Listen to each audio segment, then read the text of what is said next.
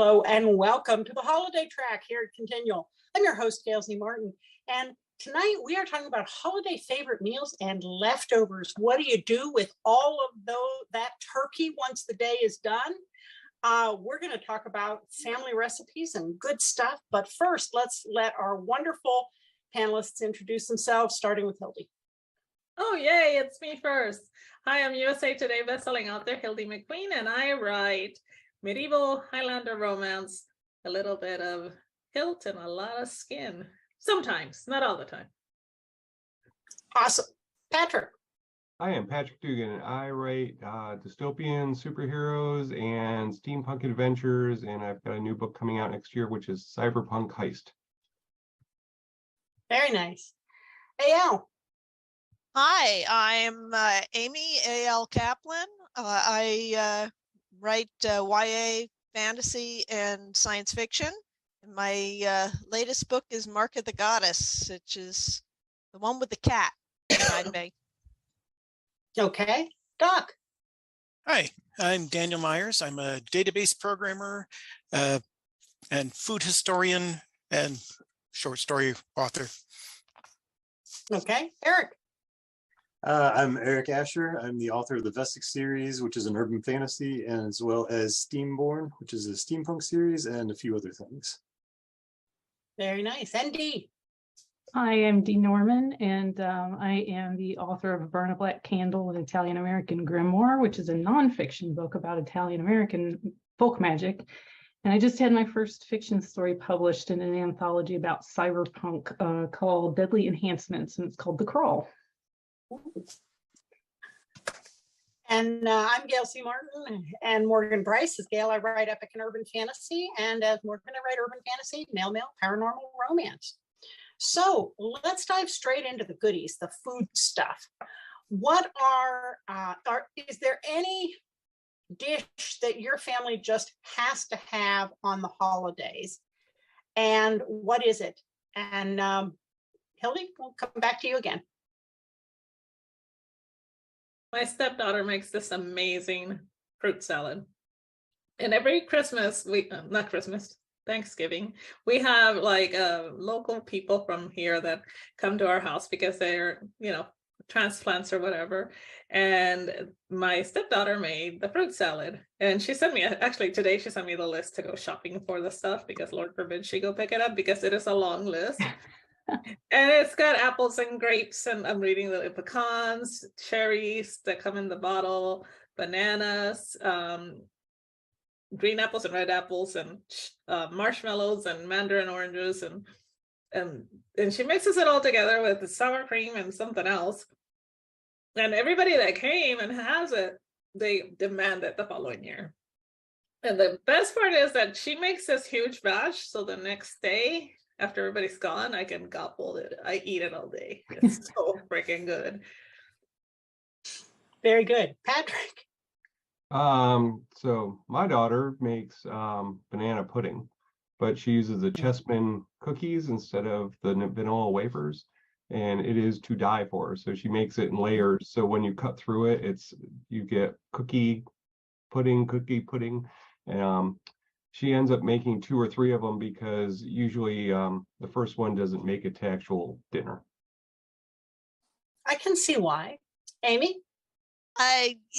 There are so many things to choose from, and it we'll have a couple rounds here. So you say okay, good. So we'll start with a Death by Chocolate, which is a chocolate Kahlua trifle with pudding and chocolate cake and lots of Kahlua and more Kahlua and whatever else I decide to throw in there on a given time. Okay. Doc? One of the things we'd have a revolt in our house if we didn't have the Dutch apple pie. Family recipe, made a couple tweaks, but I'm not allowed to tweak it too much or my wife will, attack. But crumb crust, it's absolute necessity in the house. Oh, sounds good. Eric? So probably the biggest thing for my family is actually a potato casserole. And it's like layers of cream of chicken soup and diced potatoes and more cheese than any person should probably eat. And then it's all topped with like cornflakes soaked in butter, and then it's baked until it gets crispy on top. It is amazing the night of. It's amazing left over. It's amazing like stuffed onto a leftover turkey sandwich. Like, it's very versatile. Sounds good. Dee? I think the one required dish at Thanksgiving is my mother's sweet potatoes that she makes with apricots and figs and brown sugar. And it's unlike any sweet potato dish I've tasted anywhere else. When can I be there? That sounds really good. I think definitely for my husband and me, and it's scattered on the kids. Some of them like it, some of them don't, but their tastes have changed as they've gotten older. So we're getting more in the stuffing camp. But my mother-in-law's stuffing, the recipe card is dog-eared and kind of yellowed, and it's got some drips on it, but it's in her handwriting. And it makes stuffing for a 22-pound bird. And Small turkey so, then.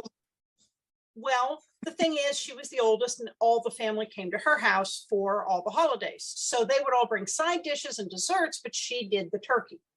So I'm sorry, it doesn't matter how many people are coming. I have to stuff a 22-pound turkey. Yeah. And otherwise I'd have to do math. And so I have found out the turkey freezes, that stuffing freezes, but it is like 5 loaves of bread cubed, and then way too much butter, lots and lots of butter. And you start with the butter and the onion and the celery, and you cook that all down. It's really fairly simple: salt and pepper, stuffing, poultry seasoning, and then all this bread. And my husband gets out the electric knife like twice a year, once to cut the stuffing loaves and once to cut the turkey. And so he's out there buzz sawing the loaves, and then I get it all done the night before, let it all sit, and then get up at a god awful hour of the morning to stuff the actual turkey on Thanksgiving. But the stuffing mix is amazing, and even better if it all fits in the bird, which I know now they say you're not supposed to do, but darn it, leave me my stuffing. I have a thermometer. So round 2, whether you take on something else for Thanksgiving or something you left off for Christmas or Hanukkah or some other holiday. Back to you, Hildie. What is it? What did you say? favorite meals for whatever of the holidays. Oh, okay. Round 2. Round 2. I'm trying to think. My husband tries to be creative, so every Christmas he comes up with a theme. The worst one I can think to tell you, but one of the best ones was we decided that everybody was going to do a different country, and it turned out to be so good that we've decided to do it again. And we had goulash, and we had enchiladas, and we had this brisket stuff. You know, somebody thought Texas was a country, and they said, well, you know, we make brisket in Texas. I'm like, it's not a country, but the brisket was really good. Don't tell that to Texas. Yeah, I'm not gonna tell that. So I think one of the things that I decided, and I told him, is like, you know, I think we should start having brisket for Christmas, because it was so flipping good. It was just really good. I don't even remember how they made it. All I know is that it was really, really good. That sounds great. Patrick?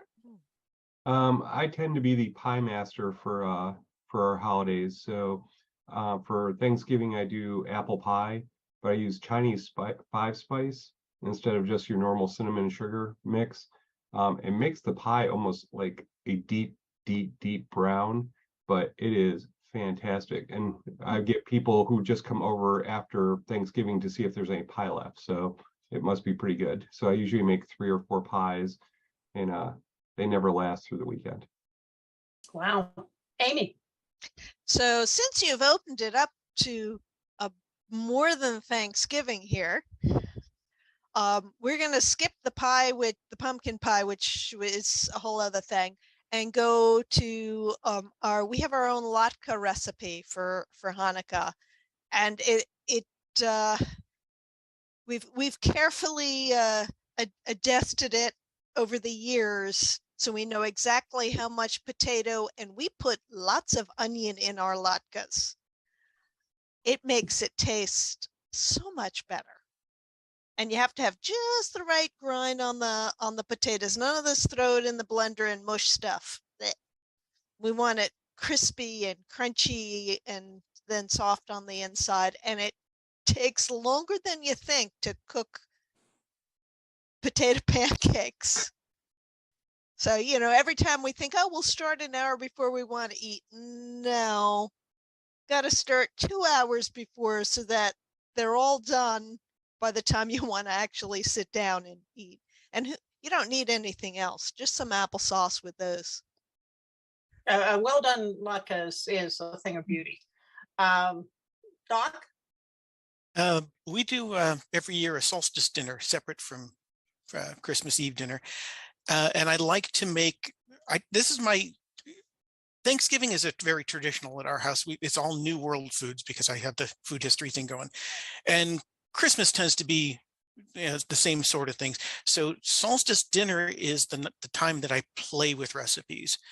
And the best I did one year was for dessert, where I candied whole clementines to the point where the whole orange was candied, cut out the middle part, filled that with a coconut orange custard, used the syrup from candying to as a topping on that with a little whipped cream, some mint leaves, and then as a garnish I boiled some of the candying syrup to a hard crack stage and made hard candy little shards that went in. It was absolutely gorgeous. I've got pictures of it somewhere, and it was amazing. It tasted great. My son was the first one to eat he had just an empty bowl after that, the orange peel, everything. Eric? That was a good one. Yeah. Eric, how about you? Probably for me, it would be my aunt's molasses puffs, which I know not everybody calls them molasses puffs. I think they're called honeycomb in some other areas of the country.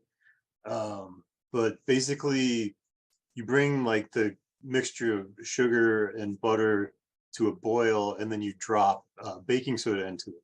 So it all puffs up and gets lots of air bubbles in it. And then it cools into like a hardened candy, except because it has so many air bubbles in it, it's like soft to bite into, which is a really interesting texture. And then you take that once it's cool and coat it in chocolate, and it's just, it's ridiculously good. Sounds awesome. Hey. Part of the tradition for us on Christmas Eves, we always have large stuffed shells stuffed with ricotta blend and a blend of cheeses and baked in a tray with marinara sauce is our big special Christmas meal. So we don't have a turkey or a roast or anything like that. We have that, and we have a side of meatballs and sausage that is to die for. When my mother makes it, I can't make it as good as she does. Two of our big side dishes, and it alternates whether we do them for Thanksgiving or Christmas, are both from Southern Living. One of them is an absolutely phenomenal scallop potato recipe using Gruyere cheese and a little bit of cayenne pepper. And that has become, the kids demand that we have it when they come home. And my oldest has now exported that to her in-laws, and that is now part of their family tradition for Christmas, because it's just that good. And the other one is also Southern Living. It's actually a Hanukkah recipe. It's a red pepper jelly carrot recipe.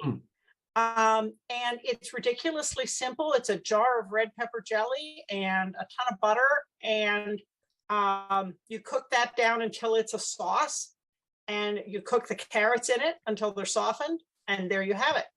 And it's simple, but it's ridiculously good. It makes a great side dish for either ham or turkey or anything else. So it's definitely on the menu, and it's one of those where the kids would probably revolt if we didn't make it. So leftovers, what do you make the day after or the couple days after to use up whatever is left? Hildie? Well, I'm gonna start with a strange one. I think I'm the only one in my family that likes the cranberries, the canned cranberries.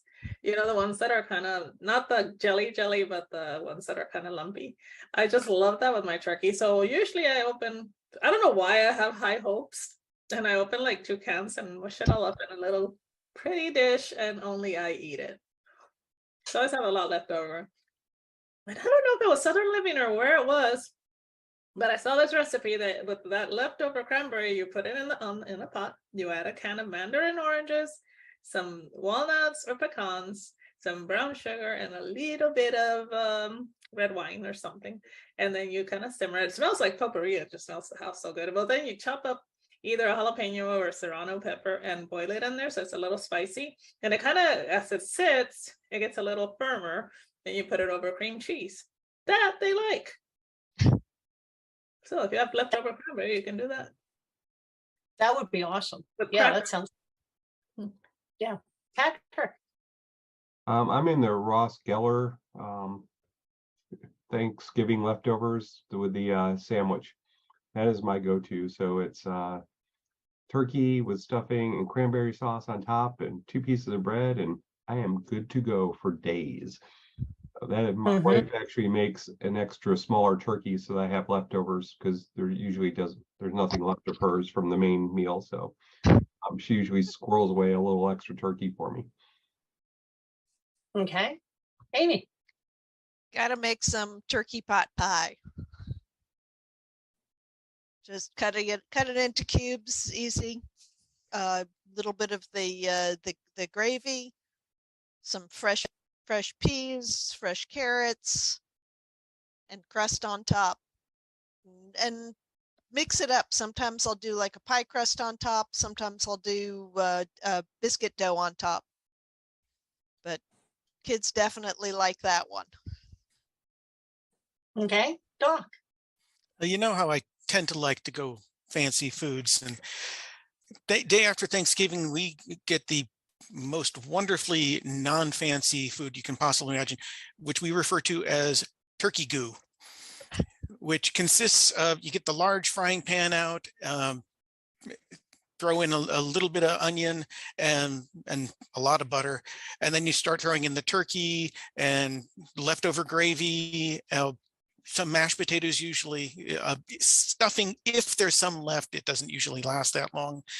And you cook that until it's bubbly, add salt, pepper, a little garlic powder, and that goes on top of biscuits or noodles or mashed potatoes, depending.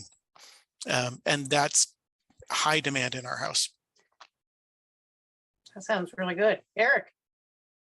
So the last couple of years, my wife has taken to making peasant bread, which is a pretty simple recipe, and you can cook it up pretty fast. And she cooks it in a big round dish that comes out like a big loaf of sourdough.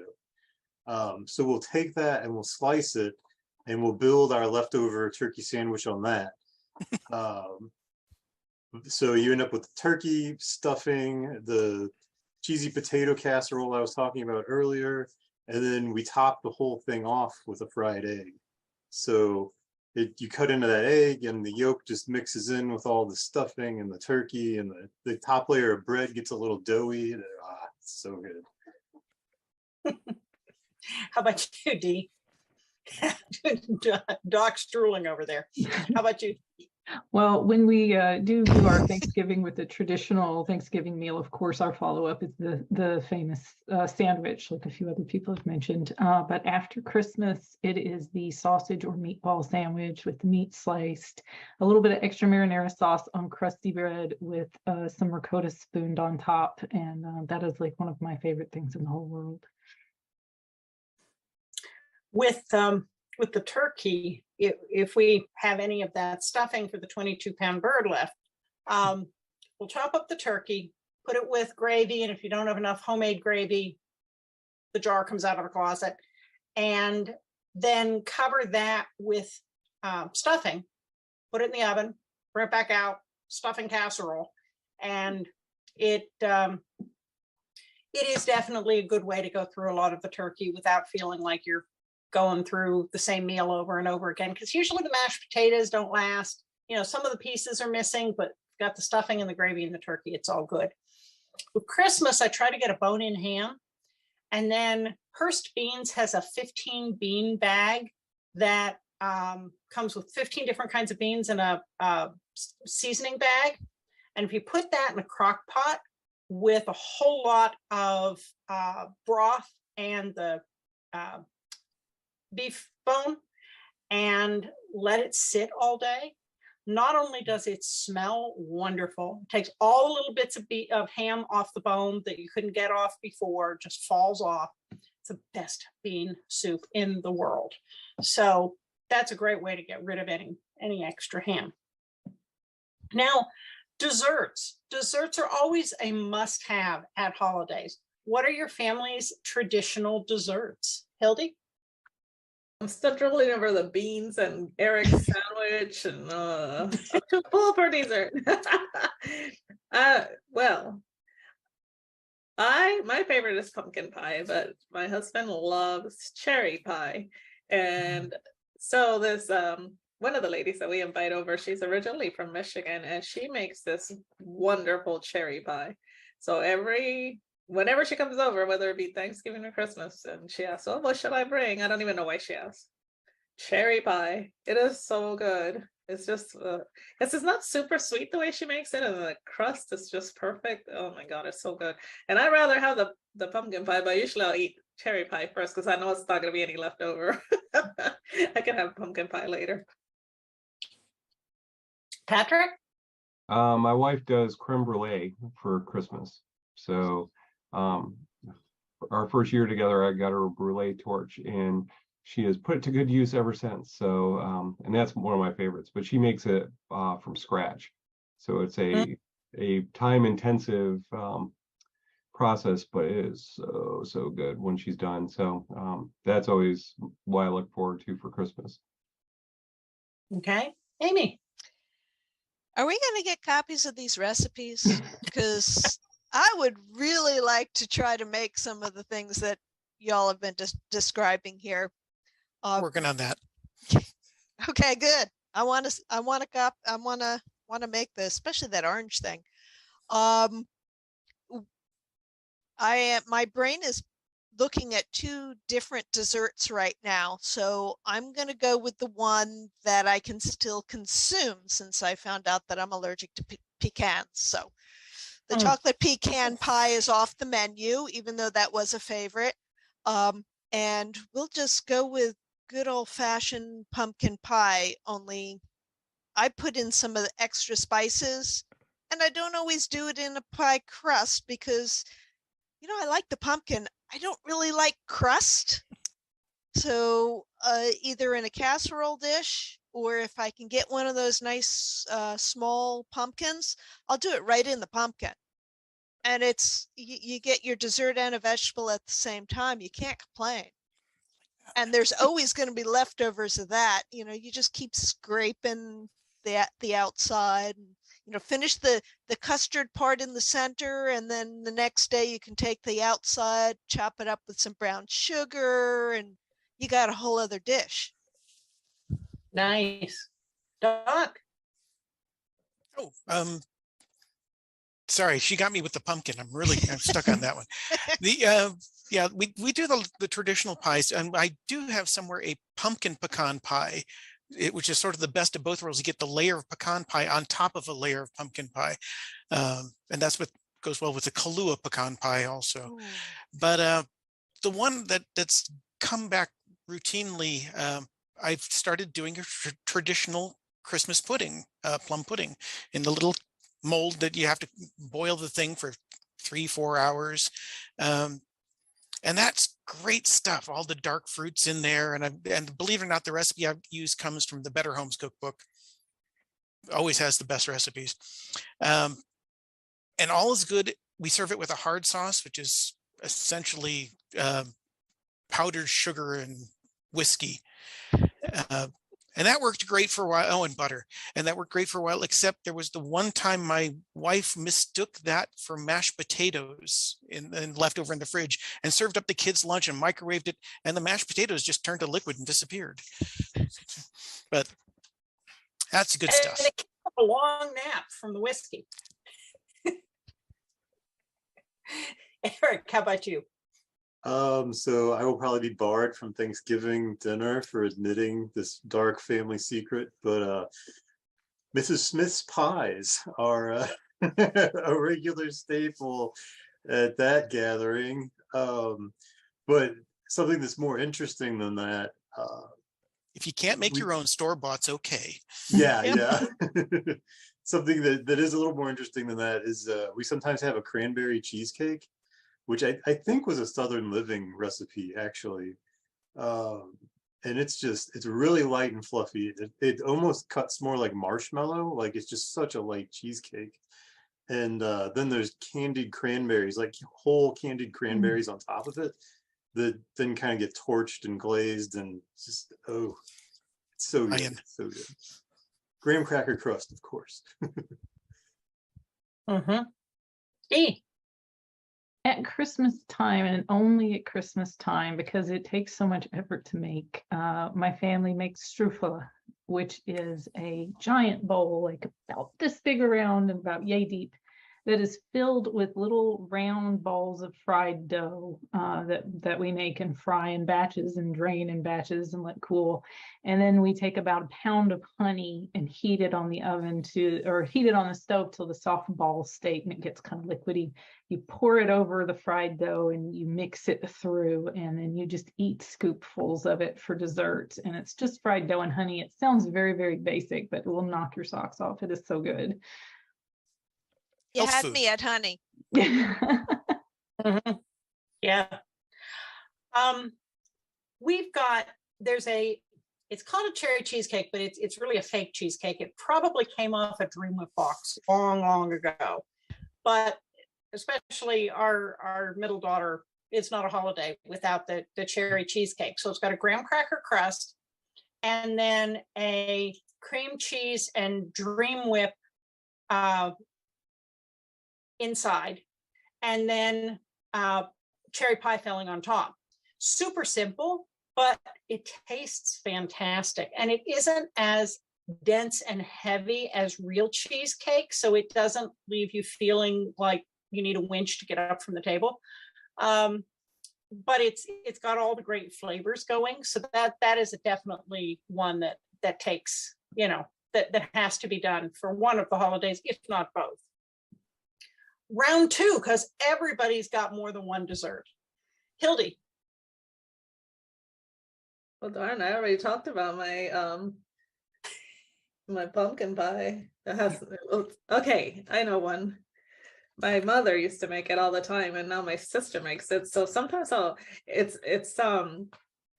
and I'm gonna lose my Mexican card because I don't remember what it's called. But you take flour tortillas, like you're making a flour tortilla, and you fry it. And so once that it's all done like that, you break it all up. And then my mom would put it in a pan and then make like this syrup with brown sugar and pour it over it, add raisins, and it turns into like a cake of sorts. And then you kind of just scoop it out and put it on your plate. That was super good. And it's a Mexican dish. I just can't remember the name of it. Sounds like zapata. Capirotada? Zapata. Zapata? Zapata. We've had that a couple times. Yeah. My mother-in-law does pumpkin cheesecake. So it's a layer of pumpkin pie and then cheesecake on top, which is pretty fantastic. So she brings that for most Christmases, which always goes over well. Okay. Amy. Well, I already mentioned the death by chocolate. So the one that everyone likes that I don't make anymore because at least two people in the family can't eat it is the chocolate pecan pie, which it's one of Emerald's recipes. Actually, it's chunks of chocolate and the pecans and the yummy custardies, whatever it is, all the sugar and syrups and stuff. It is absolutely delicious. One thing about when we have the big extended family, we tend to have almost as many desserts as we have people. So I don't know all the other desserts that everyone else has. So I'm just sticking with the ones that our little family likes. Sounds great. Doc. One of the ones we started making lately, last couple of years, is a bourbon pie. And I know it's originally was one of those tub of chocolate pudding thing of Cool Whip whipped together. But the recipe we've got is from my wife's mother family, all homemade whipped cream and stuff. And it comes out, ends up light, somewhat chocolate bourbon flavor, kind of like a French silk pie, but with maybe a quarter to a half shot of bourbon per slice. Really pleasant. Sounds like it. Eric. So one of the things I like to make is like kind of a traditional Springerly cookie, which my family doesn't always exactly like the flavor of those. If you ever had them, they taste a little bit like black licorice, so they have that kind of flavor profile traditionally. But I've also made them with like a vanilla flavor and a cinnamon flavor and whatnot. But basically, it's a fairly light dough. It's leavened with ammonia, which is a little weird, and it smells terrible. So Amy gets really excited when I make that in the house. But after it is all mixed up, you smash it into a press, and it can be incredibly detailed cookie presses. So you can get like amazing looking pictures out of these presses. Then you let them dry, so when you bake them, they still retain the picture that you pressed into them.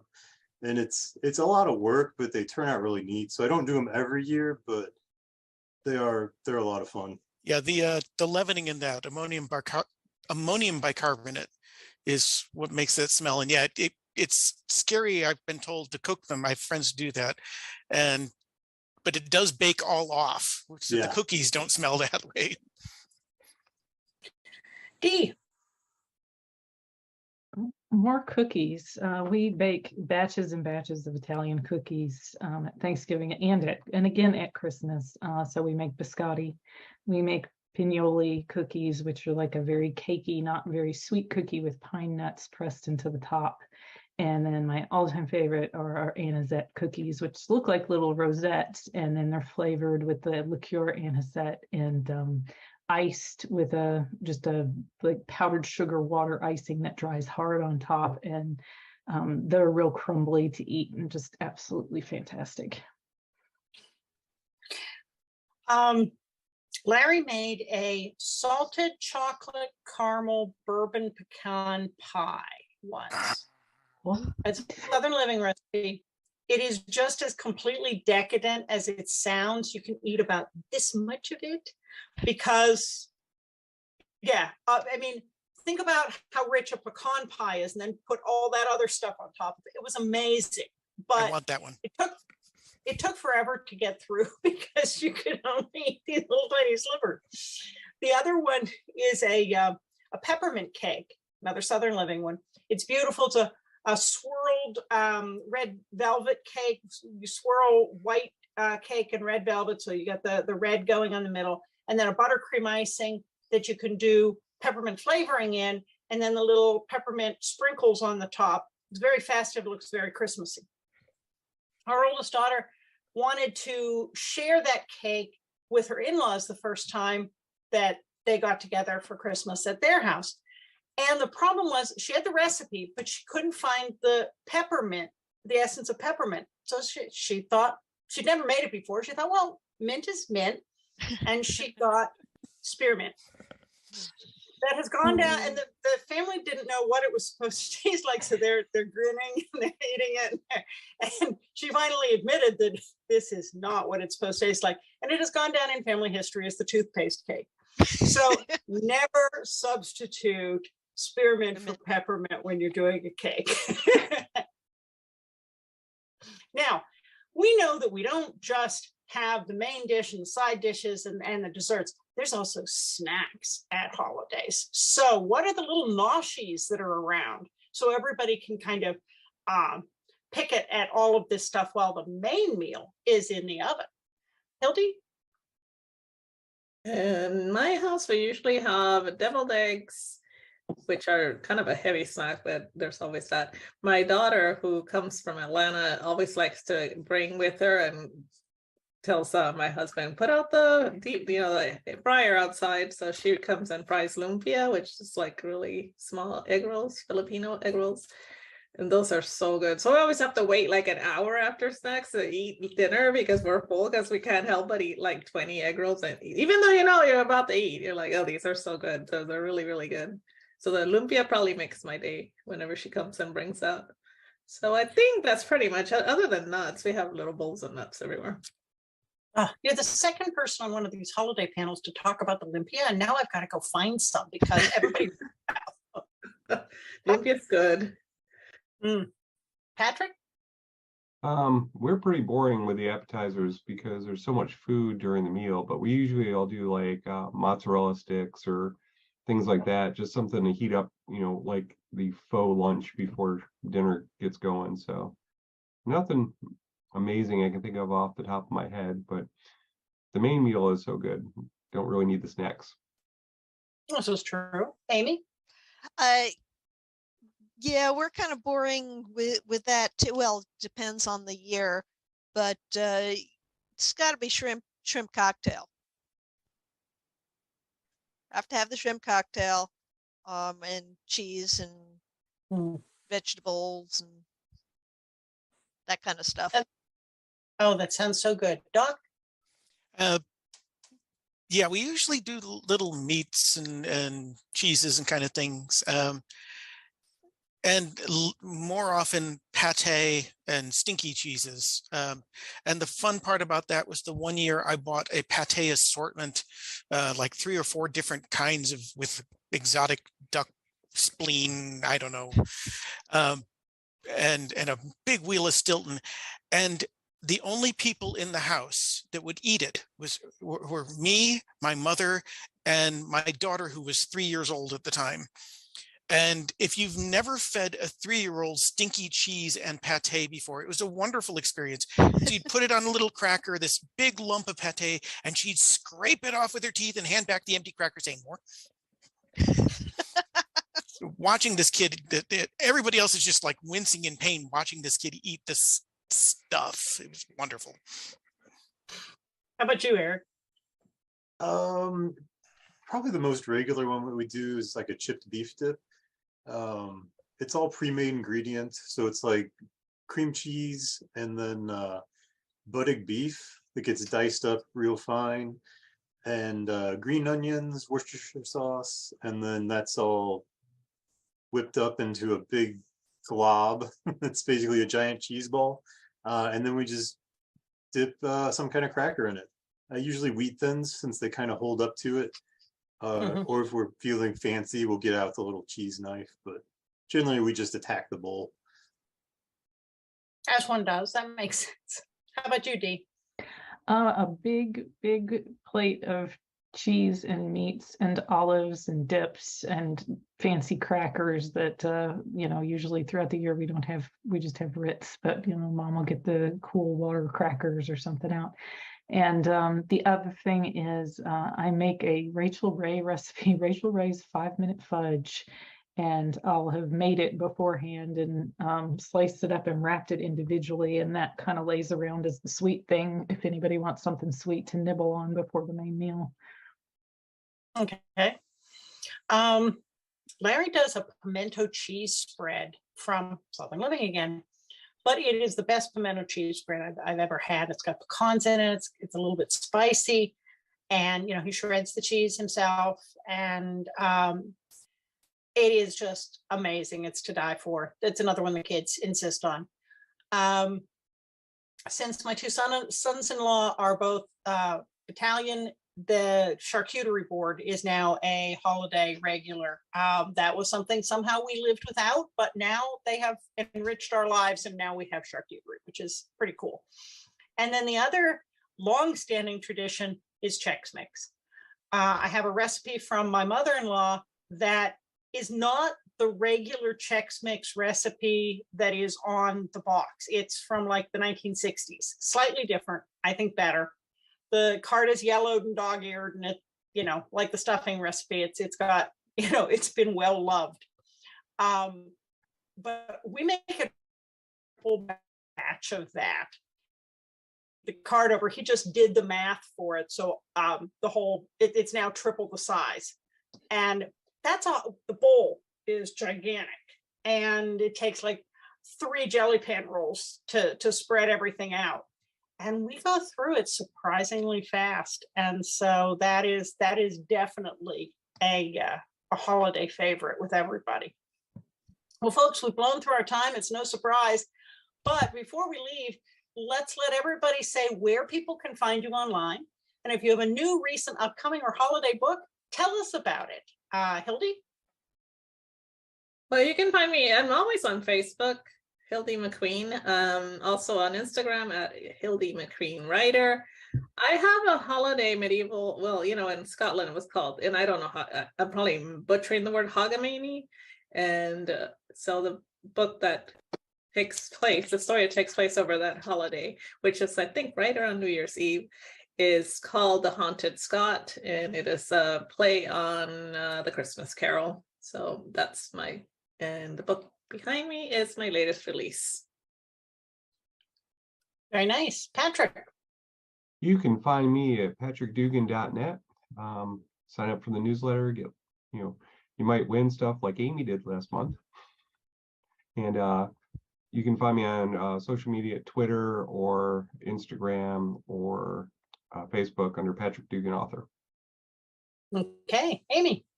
You can find me on my website, alkaplanauthor.com, and on Facebook, Twitter, and Instagram, A.L. Kaplan Author. Great. Doc? You're muted. Sorry. I'm online at dmmyers.com, and that's where I put my writing stuff. And if you want medieval food, look at medievalcookery.com. Very cool. Eric? You can find me on Facebook or Instagram at Eric R. Asher, or you can find me on my website at ericrasher.com.